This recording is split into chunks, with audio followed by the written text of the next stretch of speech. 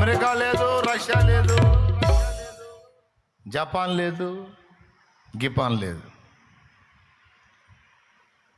ఎవడికి వెళ్ళి మనం చూడాల్సిన అవసరం వల్ల. నా తండ్రి నా ముందు కూడా కొంతమంది వ్యక్తుల్ని పంపించాడు. దేవుని కృపను బట్టి ముందే నేర్పించున్నాడు, పరిశీలించాడు. వీడేమన్నా బెండ్ అవుతాడా? ఎవడిని పట్టించుకోలా.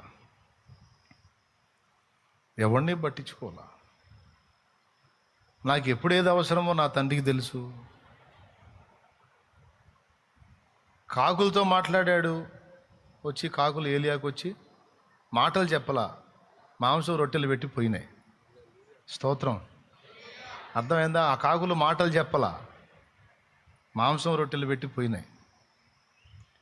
అర్థమైందా? మాంసం తెచ్చే కాకులు అరవటానికి అవకాశం ఉండదండి, మాటలు ఉండవండి. ఎందుకంటే ముక్క నోటు.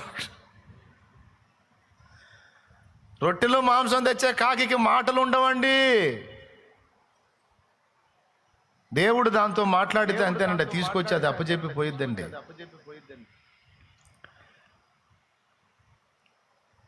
నాకు తెలుసా సంగతి.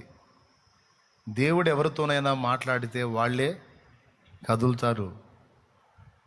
ఆ కాకుల కోసం కూడా నేను ఎదురు చూడాల్సిన అవసరం లేదు, నేను ఆయన వైపు చూడాలి. ఇప్పుడు అవసరమైంది, ఈ అవసరం వచ్చింది, ఇప్పుడు ఏం చేయాలి? ఇప్పుడు డబ్బులు కట్టాలి. కట్టాలంటే ఉన్నాడుగా, నా దగ్గర ఉంటేనే దిగుతా.